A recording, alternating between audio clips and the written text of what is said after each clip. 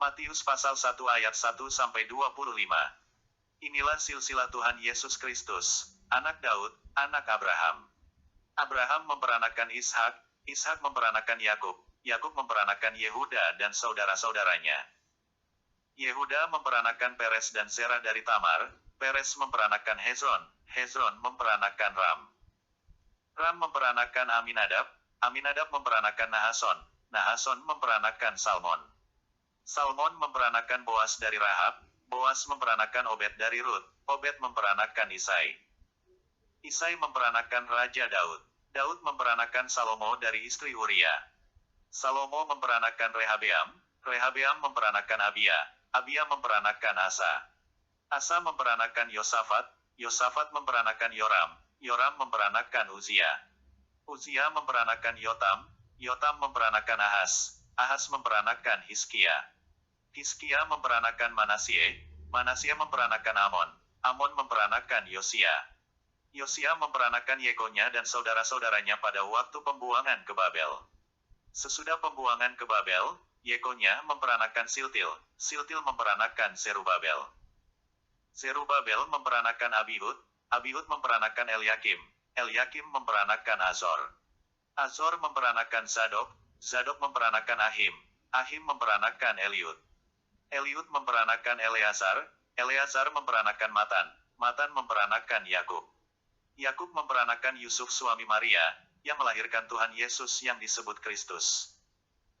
Jadi seluruhnya ada 14 keturunan dari Abraham sampai Daud, 14 keturunan dari Daud sampai pembuangan ke Babel, dan 14 keturunan dari pembuangan ke Babel sampai Kristus. Kelahiran Tuhan Yesus Kristus adalah seperti berikut. Pada waktu Maria, ibunya, bertunangan dengan Yusuf, ternyata ia mengandung dari Roh Kudus, sebelum mereka hidup sebagai suami istri. Karena Yusuf suaminya, seorang yang tulus hati dan tidak mau mencemarkan nama istrinya di muka umum, ia bermaksud menceraikannya dengan diam-diam. Tetapi ketika ia mempertimbangkan maksud itu, malaikat Tuhan nampak kepadanya dalam mimpi dan berkata, Yusuf, anak Daud, janganlah engkau takut mengambil Maria sebagai istrimu, sebab anak yang di dalam kandungannya adalah dari Roh Kudus. Ia akan melahirkan anak laki-laki dan engkau akan menamakan dia Yesus, karena dialah yang akan menyelamatkan umatnya dari dosa mereka. Hal itu terjadi supaya genaplah yang difirmankan Tuhan oleh Nabi. Sesungguhnya, anak darah itu akan mengandung dan melahirkan seorang anak laki-laki, dan mereka akan menamakan dia Immanuel, yang berarti, Tuhan menyertai kita. Sesudah bangun dari tidurnya, Yusuf berbuat seperti yang diperintahkan malaikat Tuhan itu kepadanya. Ia mengambil Maria sebagai istrinya, tetapi tidak bersetubuh dengan dia sampai ia melahirkan anaknya laki-laki dan Yusuf menamakan dia Yesus. Matius pasal 2 ayat 1-23. Sesudah Tuhan Yesus dilahirkan di Betlehem di tanah Yudea pada zaman Raja Herodes, datanglah orang-orang Majus dari timur ke Yerusalem. Dan bertanya-tanya, di manakah dia, Raja orang Yahudi yang baru dilahirkan itu? Kami telah melihat bintangnya di timur dan kami datang untuk menyembah dia. Ketika Raja Herodes mendengar hal itu terkejutlah ia beserta seluruh Yerusalem. Maka dikumpulkannya semua imam kepala dan ahli Taurat bangsa Yahudi, lalu dimintanya keterangan dari mereka, di mana Mesias akan dilahirkan.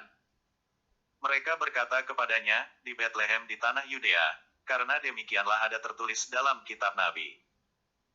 Dan engkau Betlehem, tanah Yehuda, engkau sekali-kali bukanlah yang terkecil di antara mereka yang memerintah Yehuda, karena daripada mula akan bangkit seorang pemimpin, yang akan menggembalakan umatku Israel. Lalu dengan diam-diam Herodes memanggil orang-orang Majus itu dan dengan teliti bertanya kepada mereka, bila mana bintang itu nampak. Kemudian ia menyuruh mereka ke Betlehem, katanya, pergi dan selidikilah dengan seksama hal-hal mengenai anak itu dan segera sesudah kamu menemukan dia, kabarkanlah kepadaku supaya aku pun datang menyembah dia. Setelah mendengar kata-kata raja itu, berangkatlah mereka. Dan lihatlah, bintang yang mereka lihat di timur itu mendahului mereka hingga tiba dan berhenti di atas tempat, di mana anak itu berada. Ketika mereka melihat bintang itu, sangat bersukacitalah mereka. Maka masuklah mereka ke dalam rumah itu dan melihat anak itu bersama Maria, ibunya, lalu sujud menyembah dia. Mereka pun membuka tempat harta bendanya dan mempersembahkan persembahan kepadanya, yaitu emas, kemenyan dan mur. Dan karena diperingatkan dalam mimpi, supaya jangan kembali kepada Herodes, maka pulanglah mereka ke negerinya melalui jalan lain. Setelah orang-orang Majus itu berangkat, nampaklah malaikat Tuhan kepada Yusuf dalam mimpi dan berkata, "Bangunlah, ambillah anak itu serta ibunya, larilah ke Mesir dan tinggallah di sana sampai aku berfirman kepadamu, karena Herodes akan mencari anak itu untuk membunuh dia." Maka Yusuf pun bangunlah, diambilnya anak itu serta ibunya malam itu juga, lalu menyingkir ke Mesir. Dan tinggal di sana hingga Herodes mati. Hal itu terjadi supaya genaplah yang difirmankan Tuhan oleh Nabi, "Dari Mesir kupanggil anakku." Ketika Herodes tahu bahwa ia telah diperdayakan oleh orang-orang Majus itu, ia sangat marah. Lalu ia menyuruh membunuh semua anak di Betlehem dan sekitarnya, yaitu anak-anak yang berumur 2 tahun ke bawah, sesuai dengan waktu yang dapat diketahuinya dari orang-orang Majus itu. Dengan demikian genaplah firman yang disampaikan oleh Nabi Yeremia. Terdengarlah suara di Rama, tangis dan ratap yang amat sedih. Rahel menangisi anak-anaknya dan ia tidak mau dihibur, sebab mereka tidak ada lagi. Setelah Herodes mati, nampaklah malaikat Tuhan kepada Yusuf dalam mimpi di Mesir, katanya, "Bangunlah, ambillah anak itu serta ibunya dan berangkatlah ke tanah Israel, karena mereka yang hendak membunuh anak itu, sudah mati." Lalu Yusuf pun bangunlah, diambilnya anak itu serta ibunya dan pergi ke tanah Israel. Tetapi setelah didengarnya, bahwa Archelaus menjadi raja di Yudea menggantikan Herodes, ayahnya, ia takut ke sana. Karena dinasihati dalam mimpi, pergilah Yusuf ke daerah Galilea. Setibanya di sana ia pun tinggal di sebuah kota yang bernama Nazaret.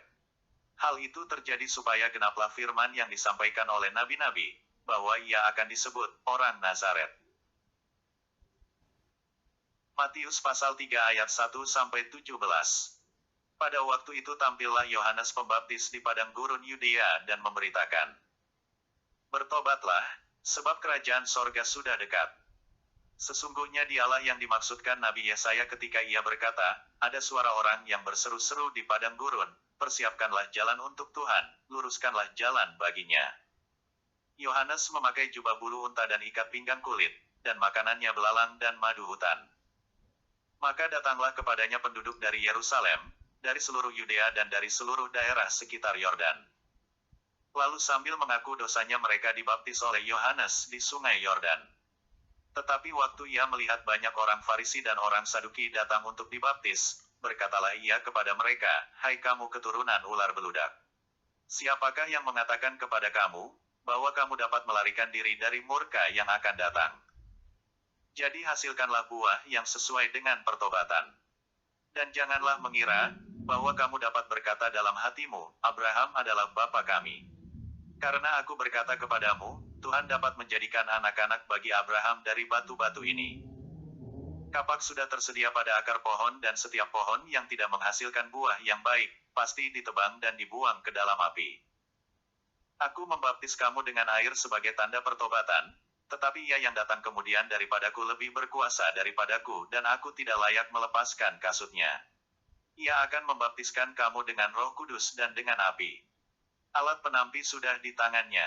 Ia akan membersihkan tempat pengirikannya dan mengumpulkan gandumnya ke dalam lumbung, tetapi debu jerami itu akan dibakarnya dalam api yang tidak terpadamkan."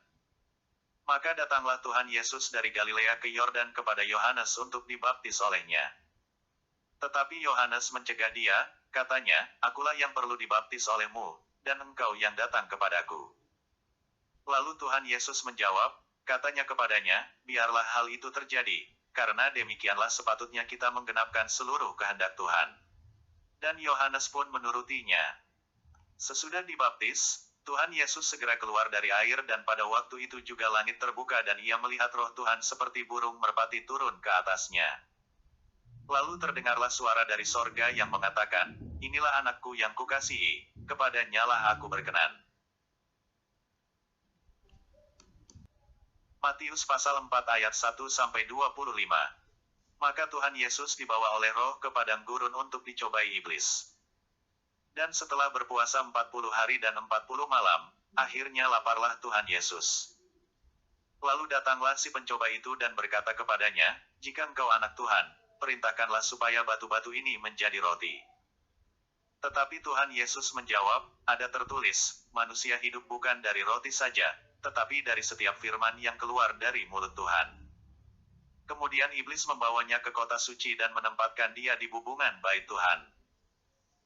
Lalu berkata kepadanya, "Jika engkau anak Tuhan, jatuhkanlah dirimu ke bawah, sebab ada tertulis, mengenai engkau ia akan memerintahkan malaikat-malaikatnya dan mereka akan menatang engkau di atas tangannya, supaya kakimu jangan terantuk kepada batu." Tuhan Yesus berkata kepadanya, "Ada pula tertulis, janganlah engkau mencobai Tuhan, Tuhanmu." Dan iblis membawanya pula ke atas gunung yang sangat tinggi dan memperlihatkan kepadanya semua kerajaan dunia dengan kemegahannya. Dan berkata kepadanya, "Semua itu akan kuberikan kepadamu, jika engkau sujud menyembah aku." Maka berkatalah Tuhan Yesus kepadanya, "Enyahlah, iblis. Sebab ada tertulis, engkau harus menyembah Tuhan, Tuhanmu, dan hanya kepada Dia sajalah engkau berbakti." Lalu iblis meninggalkan dia, dan lihatlah, malaikat-malaikat datang melayani Tuhan Yesus. Tetapi waktu Tuhan Yesus mendengar bahwa Yohanes telah ditangkap, menyingkirlah ia ke Galilea. Ia meninggalkan Nazaret dan diam di Kapernaum, di tepi danau, di daerah Zebulon dan Naftali. Supaya genaplah firman yang disampaikan oleh Nabi Yesaya. Tanah Zebulon dan tanah Naftali, jalan ke laut, daerah seberang sungai Yordan, Galilea, wilayah bangsa-bangsa lain. Bangsa yang diam dalam kegelapan, telah melihat terang yang besar, dan bagi mereka yang diam di negeri yang dinaungi maut, telah terbit terang. Sejak waktu itulah Tuhan Yesus memberitakan, "Bertobatlah, sebab kerajaan sorga sudah dekat." Dan ketika Tuhan Yesus sedang berjalan menyusur danau Galilea, ia melihat dua orang bersaudara, yaitu Simon yang disebut Petrus, dan Andreas, saudaranya. Mereka sedang menebarkan jala di danau, sebab mereka penjala ikan. Tuhan Yesus berkata kepada mereka, "Mari, ikutlah aku, dan kamu akan kujadikan penjala manusia." Lalu mereka pun segera meninggalkan jalannya dan mengikuti dia. Dan setelah Tuhan Yesus pergi dari sana, dilihatnya pula dua orang bersaudara, yaitu Yakobus anak Zebedes dan Yohanes saudaranya, bersama ayah mereka, Zebedes, sedang membereskan jala di dalam perahu. Tuhan Yesus memanggil mereka. Dan mereka segera meninggalkan perahu serta ayahnya, lalu mengikuti dia. Tuhan Yesus pun berkeliling di seluruh Galilea, ia mengajar dalam rumah-rumah ibadat dan memberitakan Injil Kerajaan Tuhan serta melenyapkan segala penyakit dan kelemahan di antara bangsa itu. Maka tersiarlah berita tentang dia di seluruh Syria dan dibawalah kepadanya semua orang yang buruk keadaannya, yang menderita pelbagai penyakit dan sengsara, yang kerasukan, yang sakit ayan dan yang lumpuh. Lalu Tuhan Yesus menyembuhkan mereka. Maka orang banyak berbondong-bondong mengikuti dia. Mereka datang dari Galilea dan dari Dekapolis, dari Yerusalem dan dari Yudea dan dari seberang Yordan. Matius pasal 5 ayat 1-48. Ketika Tuhan Yesus melihat orang banyak itu, naiklah ia ke atas bukit dan setelah ia duduk, datanglah murid-muridnya kepadanya. Maka Tuhan Yesus pun mulai berbicara dan mengajar mereka, katanya, "Berbahagialah orang yang miskin di hadapan Tuhan, karena merekalah yang mempunyai kerajaan sorga. Berbahagialah orang yang berduka cita, karena mereka akan dihibur. Berbahagialah orang yang lemah lembut, karena mereka akan memiliki bumi. Berbahagialah orang yang lapar dan haus akan kebenaran, karena mereka akan dipuaskan. Berbahagialah orang yang murah hatinya, karena mereka akan beroleh kemurahan. Berbahagialah orang yang suci hatinya, karena mereka akan melihat Tuhan. Berbahagialah orang yang membawa damai, karena mereka akan disebut anak-anak Tuhan. Berbahagialah orang yang dianiaya oleh sebab kebenaran, karena merekalah yang mempunyai kerajaan sorga. Berbahagialah kamu, jika karena aku kamu dicela dan dianiaya dan kepadamu difitnahkan segala yang jahat. Bersukacita dan bergembiralah, karena upahmu besar di sorga, sebab demikian juga telah dianiaya nabi-nabi yang sebelum kamu. Kamu adalah garam dunia. Jika garam itu menjadi tawar, dengan apakah ia diasinkan? Tidak ada lagi gunanya selain dibuang dan diinjak orang. Kamu adalah terang dunia. Kota yang terletak di atas gunung tidak mungkin tersembunyi. Lagi pula orang tidak menyalakan pelita lalu meletakkannya di bawah gantang, melainkan di atas kaki Dian sehingga menerangi semua orang di dalam rumah itu. Demikianlah hendaknya terangmu bercahaya di depan orang, supaya mereka melihat perbuatanmu yang baik dan memuliakan Bapamu yang di sorga. Janganlah kamu menyangka bahwa aku datang untuk meniadakan hukum Taurat atau kitab para nabi. Aku datang bukan untuk meniadakannya, melainkan untuk menggenapinya. Karena aku berkata kepadamu, sesungguhnya selama belum lenyap langit dan bumi ini, satu iota atau satu titik pun tidak akan ditiadakan dari hukum Taurat, sebelum semuanya terjadi. Karena itu siapa yang meniadakan salah satu perintah hukum Taurat sekalipun yang paling kecil, dan mengajarkannya demikian kepada orang lain, ia akan menduduki tempat yang paling rendah di dalam kerajaan sorga, tetapi siapa yang melakukan dan mengajarkan segala perintah-perintah hukum Taurat, ia akan menduduki tempat yang tinggi di dalam kerajaan sorga. Maka aku berkata kepadamu, jika hidup keagamaanmu tidak lebih benar daripada hidup keagamaan ahli-ahli Taurat dan orang-orang Farisi, sesungguhnya kamu tidak akan masuk ke dalam kerajaan sorga.